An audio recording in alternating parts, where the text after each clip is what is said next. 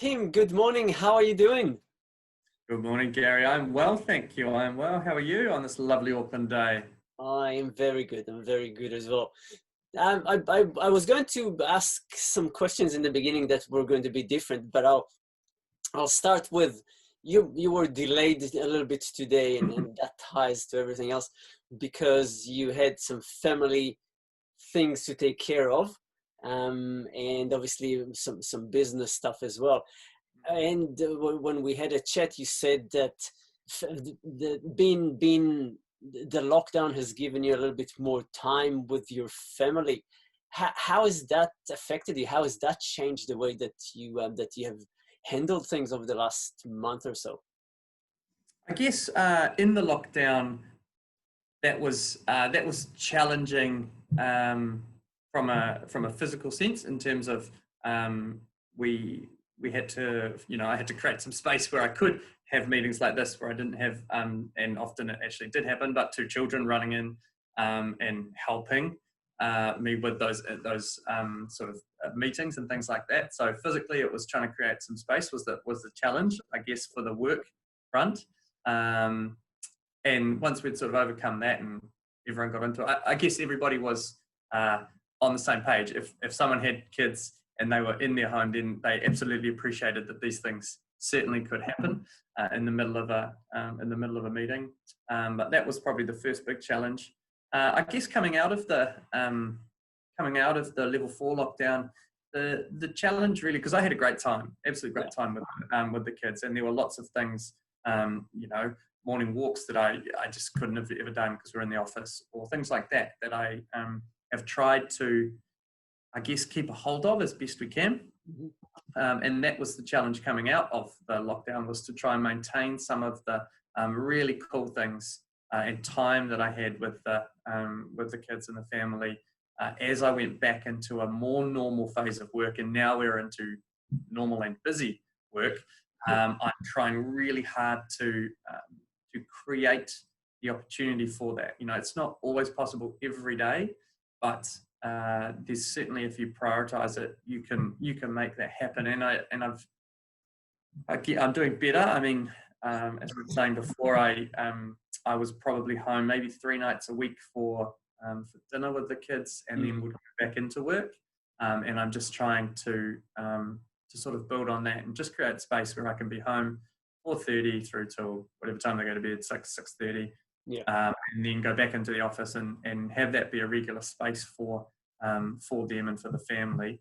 I mean, it makes for a little bit later nights because I'm normally not home till 9 or 10. Then that 2 hours pushes me back a bit, but that's the trade-off for getting to have that family time. So that's been the challenge coming out of the lockdown and the things I want to try and hold on to.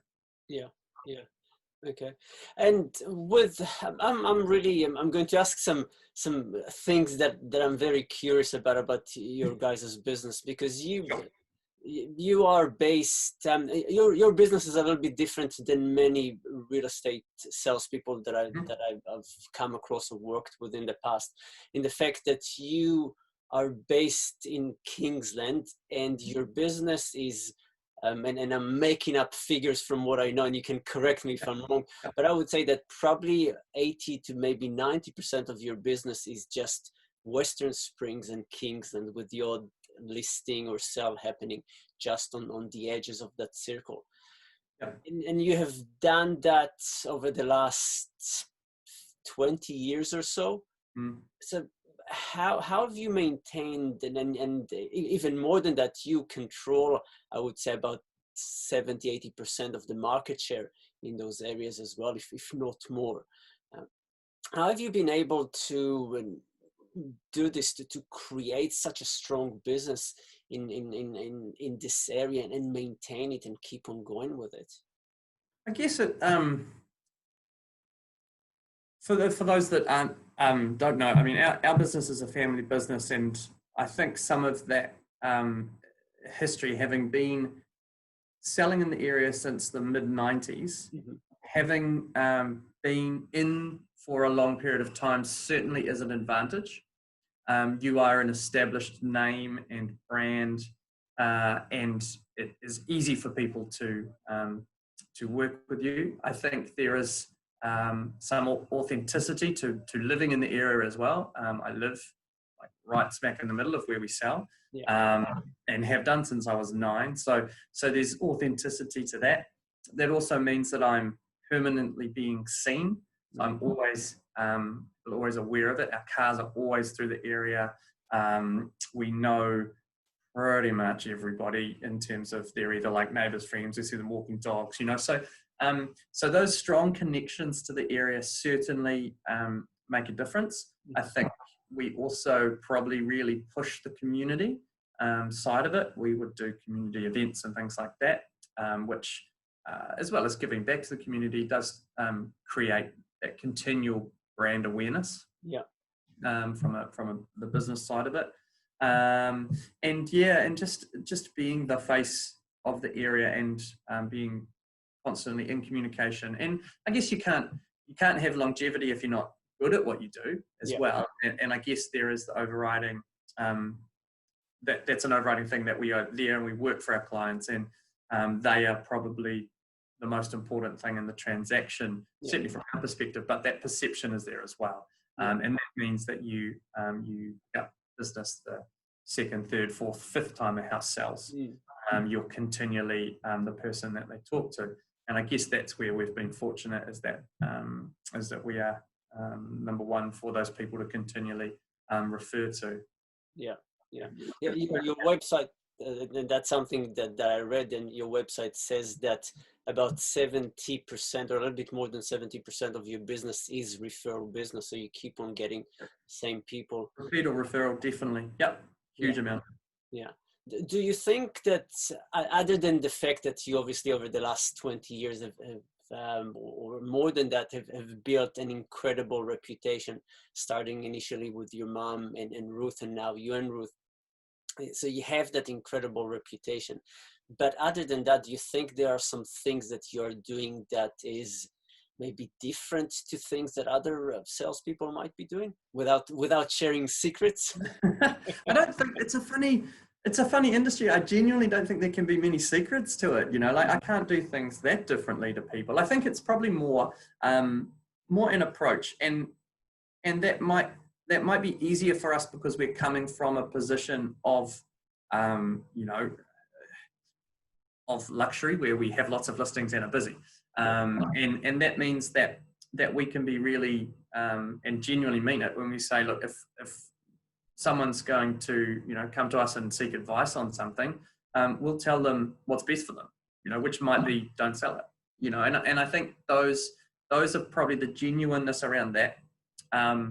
You can't manufacture that, and I think that's an inherent difference between maybe some people who are, whether it be starting out or have been doing it for a while even, where they are putting their own needs ahead of the client, and that's you can tell if you're the client, you can perceive that if you don't think advice is in your best interest. So I think that's probably one of the biggest things for us is you have to be a strong advocate for your client, and if that means that they are not going to be selling or doing business with you, then that's what it is. You'll get them in 5 years. And then they will tell 2 people that they had a great experience with you.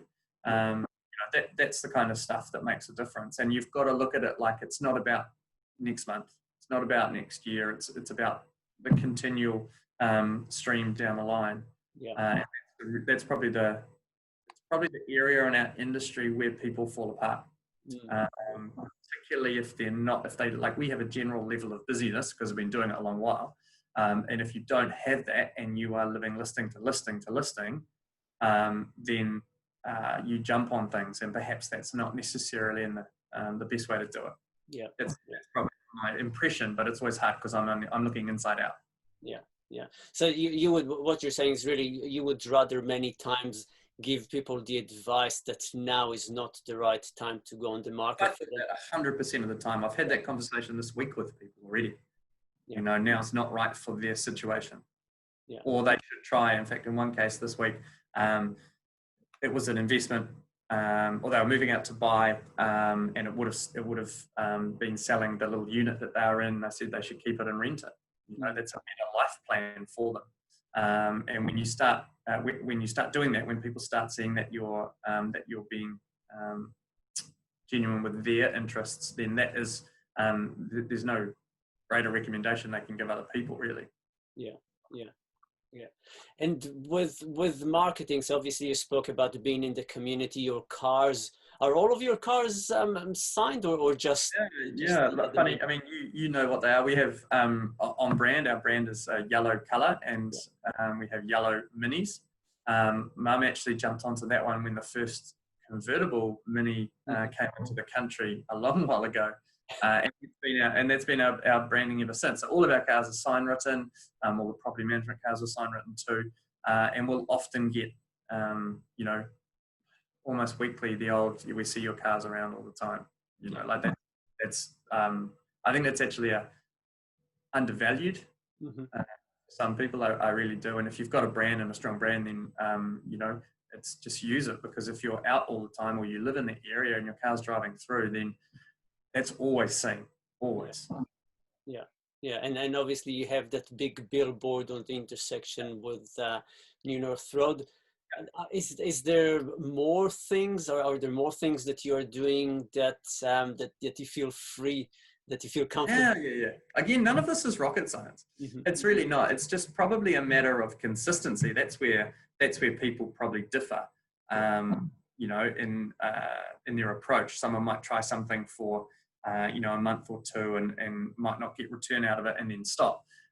Just, you know, if you think about the age when we started, you know, mid-90s, it was less digital. We've been doing a weekly flyer drop, for lack of a better word, with all of our open homes on that every week, and that goes to our areas. So that's probably becoming overtaken by the digital space at the moment, but it's still a tangible thing that gets out in front of people and has done for 25 years. Yeah.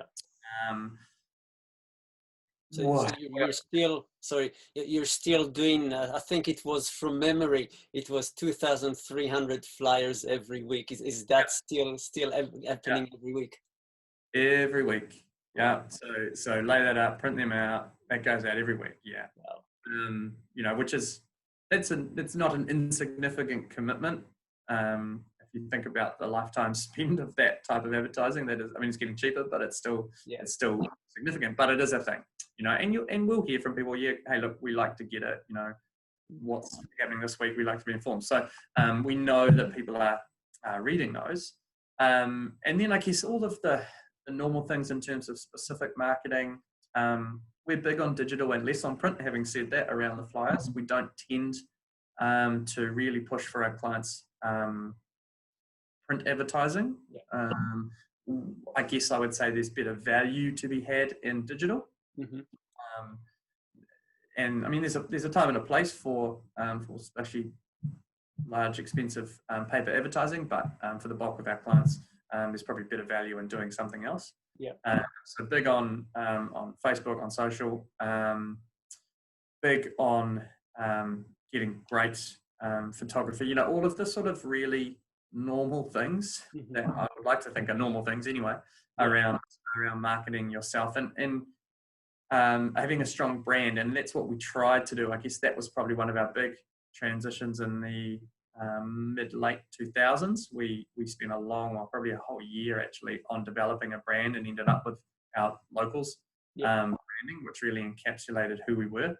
And that was a time when the world was changing in real estate, and you were starting to see a bit more of that influence of teams and that kind of thing. And there was starting to be a differentiation of people in the industry, and we felt that we had to create a brand. And that's been our brand. And that was probably something that I think is important. You need to create an identity. And anyone can do that.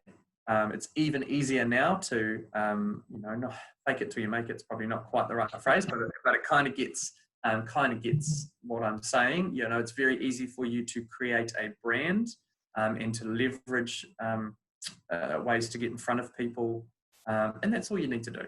That's all you need to do, really. way for someone right now to start out. Yeah. And in terms of the amount of work that you are doing right now, has there been, and obviously with the lockdown, not a lot was happening, but now coming back into things, are things back to normal? Are there more than normal or a little bit less? It's a little bit, we've probably got in our markets, Central Auckland, for context, which is generally quite buoyant at the best of times. And coming out of January through February, start of March was probably the best market we'd seen in 3 years. We were sort of 10% up in pricing year on year. We were getting probably on an average $1 million to $1.5 million home, an extra 100 to 200K premium price on things that we perhaps were not necessarily expecting to see. And you were getting lots of volume, like huge numbers.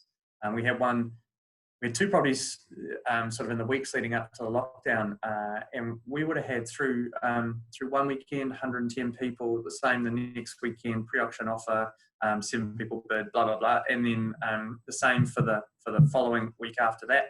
We had another one come on, and it was 14 people at the auction the day of the lockdown, the Wednesday of the lockdown, and that one sold for more than we had anticipated. So we were coming off the back of that. And I think that provides some context as to what we're looking at now, because if we look at the numbers now, online inquiry and all of those things are quite good, like more than we had been seeing, certainly more than we saw last year. So we've gone straight back into a relatively strongish position. I think that is because there is little stock. I don't think there is much on the market right now. And there are definitely people looking to buy. We had one we sold last week that was what I would describe as a real do-up, like back to frame do-up. It was a bit disruptive because we started the marketing for that at level 3, which was slightly more restrictive than the level 2, what we're able to do at this point. Regardless, we had 9 offers come in on that one, and that one ended up selling again for probably a little bit more than we had anticipated going into this. Like strongly contested. All bar one of those buyers was a owner-occupier, youngish couple looking to either make a family home, do a project, and make it a family home for a good couple of years. So, if I was to give you general commentary, it's quite strong, but I think it is more polarized than it was in January. In January, February, pretty much everything had interest. Now we are seeing that being segmented a little bit. We're still having interest, but it's just in some things it's not quite as much as others. It's a little bit more polarized.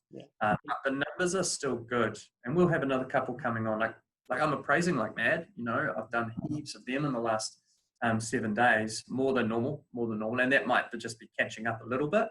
But yeah, I would have done, I don't know, 10 to 15 in the last 7 days appraisals, of which it looks like about probably 10 of those will be coming on in the next 2 to 3 weeks, depending on holiday weekend this weekend.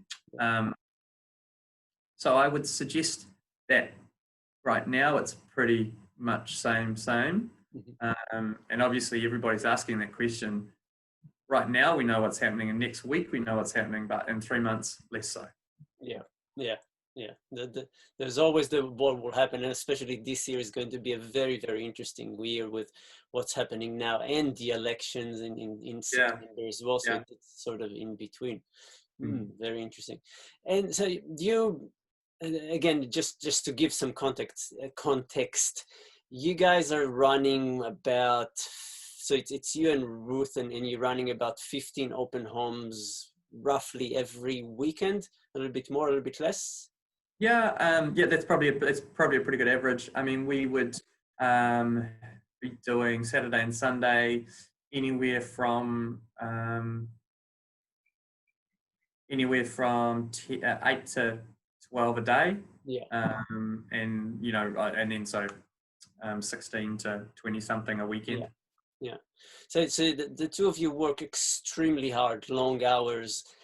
How do you how do you wind down a little bit? I know that you used to do a lot of CrossFit. I don't know if you're still doing Yeah, doing yeah. that. I think that's yeah. Let's go back to pre-kids. How I did it before having children. Certainly for me, the physical space was my it's my background and everything anyway. And I obviously sport a lot. Gave that up to do real estate 24/7, and that has still been my sort of stress release. So going to the gym, CrossFit, that kind of thing is certainly what keeps me mentally stable. That the time and energy to do that as consistently when you have children is a lot harder. Yeah. To go with like I would have been doing either like a 5 or a 5:30 gym session. That's proved tricky when you're getting 5 hours of sleep maybe, and you can't do that consistently. But that still is my my safe space to go to the gym and do things like that. Very much. It's a hard one though. To give more context, I was a teacher a long while ago. And it's always a funny conversation you have around that, and people do still say, "I bet you miss the holidays of teaching." And it's a very funny thing. Like when I was teaching, you absolutely needed the holidays. Like you were gone, like you were burnt. It'd been 10 weeks of intense emotional toil, and you needed the holidays, and you normally got sick. So that's how it was. This I find different. When you are doing something that you it sounds so corny when you say it out loud. When you are doing something that you really do enjoy and gives you energy, I find anyway that I don't need as much of a break.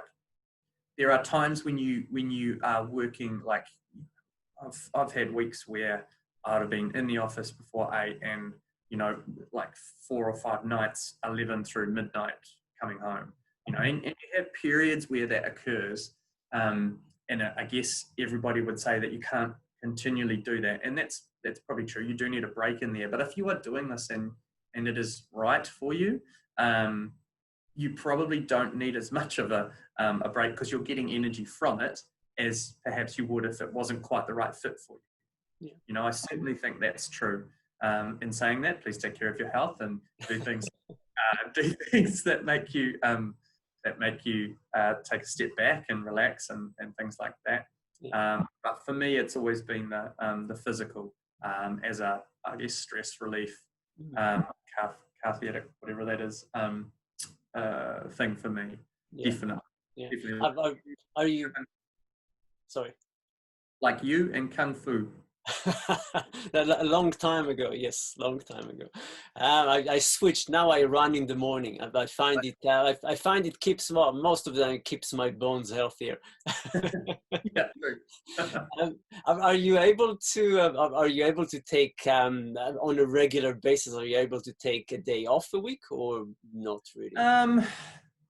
Yeah, that's the theoretical thing with real estate, isn't it? That you're flexible and you can slot in time off and things like that. And theoretically, that is true. However, if you're busy and you've got 1,000 competing priorities, that becomes harder. You go down the list of the priorities. I mean, the lockdown was a little bit different. We are trying really hard now in this transitional phase to create a day off a week. Whether that comes to fruition or not, I don't know. But historically, I haven't really. We haven't had a scheduled day off. Ruth and I had tried it over the years, but it's hard to manage because stuff happens, things come up. If on your day off or the day before your day off, someone says, "Oh, Tim, we saw you yesterday at the blah blah blah. Can you come and we need to get, I don't know, make it up. Come on the market next week, whatever." You're like, "I'll see you tomorrow." Like you don't you have to find a balance there. You don't always. I find little wins for me are like going into work late. That would be a win. Like having or coming home at 3 and having the afternoon with kids and being there for dinner. And stuff like that is I guess as good as a day off. You know, I don't mind. It doesn't bother me. We have a running joke in the office, which our EA, our administrator assistant, hates. But it's like, what day is it? It's a work day. What day is it? Work day. Yeah. There's no difference. It's when you get into real estate and if you are working 7 days, there's no Monday. It's great because every day is a day. You know, so you don't have a Monday feeling. Yeah. And it means that like Saturday, if I had an appointment at say 10 o'clock in the morning or a couple of appointments at 10 through 12, and then I came home at 12, I'd feel like I'd had a half day. It'd be great. You know, like so your little wins. That's how I try and balance it. But it's probably not a long-term strategy for a healthy family life. Maybe we might need. Yeah. Great. But one final question: with everything that you have seen, with your experience in real estate, with what you see that works for you guys, things that you see that other people are trying and not work and doesn't work that well, for somebody who's either new to the industry or sitting right now in their office and thinking to themselves, or at home and thinking, this is not working right for me, what would be something or two things that you would recommend? Hey, look at this in your business, see if you can change it to work that in a certain way, and maybe that would help them in their career. What would be an advice on something or a couple of things that you would recommend that people try? I guess there's two levels to that. I guess the new start's always a bit different. You know, like when you are coming into this, I don't think I've ever talked to many people around it, but I often think when people are starting out, just basics. It's like none of this is rocket science, but it's a matter of doing it. And I think that is the only thing that differentiates whether someone will be successful or not. If I was starting out, I would probably try and find a market, obviously a perfect world geographically close to me. It would be one where there probably wasn't a dominant player. It's much easier to get into a market and leverage a market or your own, energy if you have no experience. When there isn't a dominant person, when you've got maybe 5 or 6 people that are always going to be competing, then it's much easier to insert yourself in that process. And I would just do the basics. Get in front of people, whether that be physically or digitally. You obviously have definitely a much better way to do that now in the digital medium. I would be doing that as much as I could. From an established agent perspective, it's annoying / frustrating when you do see that stuff, but that's probably because it's perceived to be maybe effective, I don't know, around like Facebook marketing of someone positioning themselves who's had like 3 months experience, positioning themselves as whatever it might be. I'm like, I find it frustrating, but that's inside the game looking at it. If you were a Joe Blogs on the street, then it might be harder to differentiate. So I think there is merit in doing that. Find a brand that makes you, and this applies to everybody. But that's certainly something. You need to be memorable, and that might just be in the name or the gimmick, whatever that it is. If you only ever wore a red tie, Tom Rawson from the Manukau office at the Ray White Group, his catchline is "No ties, just wins." And that's his approach to it. Yeah. So sometimes little things like that, if you can create something, are good little reminders for people. That's not gonna help you win a listing. It's gonna get you in the door. Yeah. But those are the things that you would do on the fringe. And if you were if you're an established agent who was perhaps not doing as well as they could, then it's just going to be a matter of concentrating. Again, what I would do, concentrate on like 3 streets. Just go and pick 3 streets and say, or 1 street, start with 1 street and say, right, I am going to know everybody in the street and every house in the street. And just go to that street, whether it's knocking on the doors or doing it in other ways, just know the street. And all you can do is like, right, I'm going to get a sale in the street, and then I'm going to work to get a second sale in the street, and then I'm going to, and so on and so forth. And then you become the person in the street that gets sales. When you have no business, I'm not going to say it's easy, but when you, like, we're carrying 11 listings, I think, at the moment, off the top of my head. When you are carrying that many listings, you don't have the time to do these things.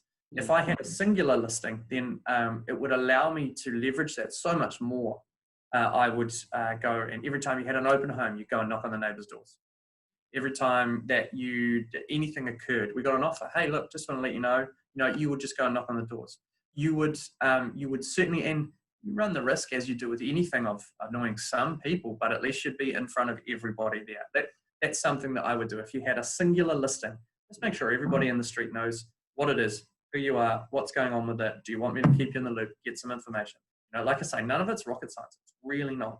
It's just a matter of doing the work. And we all, everyone to a greater or lesser extent has some kind of fear of rejection issue with that. Like no one likes to be door slammed on your face, but you've got to work through that. And so that for me is probably what I would be doing if I was wanting to get listings. If you're only carrying 1, 2, 3, 4, you've got time to do it. You could go and really put some energy and think about contact points for each listing, and how you can get in front of people, and how you can talk to them, and how you can position yourself as the local expert on the street, and then the next street, and then the next street, and then you get a suburb. It's just a slow game. That's going to take you a year or 3. That's the nature of it. You're committing to this process. If you're starting out new and you haven't done any business, you need to have 6 months to a year's worth of savings, as in don't bank on making any money in 6 months to a year. And then you can not have to be desperate about your decision making, and you will have a much better result as a result of that. Yeah. Well, I'll raise my hand and say, hey, my start in real estate was the same thing, and no money, hardly any money in my first 6 months. So it's absolutely. Yeah, totally. That's normal. I mean, I think you have to have that expectation. You have to, and if you pick up for whatever reason a contact or someone, or you somehow got lucky with with phone calls or whatever it was, and you got a listing or you got a sale, excellent. That's great. That's a bonus. But and you need to leverage it, but don't expect it. I think you cannot. And we often get my friends or people that I know through others saying, hey, look, we're thinking about getting into real estate. Well, okay, that's cool. Bank on not making any money for a year. And not having a life. If you want to be good at it, then you have to commit yourself to the process. And that's what it is. I'm lucky in that I've come from a real estate family, so I went into it kind of knowing that I can remember mum not coming home till whatever 10 o'clock, 11 o'clock at night, several times a week, getting deals done, and weekends, and I know what's involved behind the scenes when you have volume, and that's just what it is. So it's not luckily not for me. It wasn't unexpected, but you have to just commit if you're going to do it. And look at it long term, not into the next month. Look into it 2, 3, 5 years into the future. I guess that's probably something we don't see. You could do a whole podcast on this. That's something that we don't see. I feel that we don't see from people. There's no plan. Like if you asked a lot of people in general in the world, let alone in real estate, what's your 5-year plan? Like, where are you going to be in 2 years? Where are you going to be in 5 years? Personally, and also in your professional life? I don't think many people would be able to answer that. And I think it's really important that you start to set yourself those sort of measures. One, how do you know if you're progressing? you know, and two, you need to have some aspirations. So those kinds of things I think are really important. And even if you just sat down and said, right, I can remember Mum talking to me about this. Her when she first started, and this is my mum, for those that don't know, Leslie Hawes, has been the out of little old Kingsland and Western Springs and Mount Albert, was the top salesperson internationally in the Ray White group, and 7 times have been the top salesperson in the Ray White New Zealand group, and obviously, you know, 1 or 2 for a variety of years, over 20 years. And I remember her saying to me when she first started, which was in Wellington, funnily enough, her goal was every week to get something, whether it be a referral, you know, like set herself a goal of trying to make any kind of money, you know, whether it be getting a buyer, whatever, and just simple things, starting small, you know, that's great. Just get something done every month. If you said, I'm going to get, I'm going to be touch base with 10 buyers, and one of those people is I'm going to get them to put an offer in on something, right? You know, wow, that's a great start. You know, and if you started to measure that and then progress that, and then you said, right, now one of those 10 people buying, I'm going to get their listing, you know, because now I've met 40 people over 4 months, and now I'm going to get a listing out of it. You know, like just simple stuff. Like none of it's rocket science. It's really not. It's just about progressive, measurable things, and then you can figure out where you're falling down. If you're meeting 20 buyers and you're getting on with them great, but you're not getting in the door to get their listing, figure out why. Then you practice that, and then you practice that on real people, and then you go and do it, and you implement, and you get it. You know, and then if you can't sell it, then we look at why. You know, like none of it's rocket science. It's just a progression, and that's why you have to have 12 months worth of income saved, because it's not something that you're able to do quickly. It involves training and practice and failing and getting it better. I'm still failing now, you know, like and I've been doing this a long while, you know, and I'm lucky in that we have volume, so I get to practice a listing presentation, you know, maybe 30 times a month, you know, and which is great. I get to practice my craft, and if you're only doing one a week, then that's less practice. So you have to really maximize those times. So that's probably my take on it. For most of those people, is just get a plan and practice. Like I say, we took the hours on it, Gary. Yeah, it never ends. Brilliant. Tim, I really appreciate your time. Thank you for your wisdom and for sharing. I appreciate it. Yeah, thanks, Gary. Brilliant. See you, mate. All right.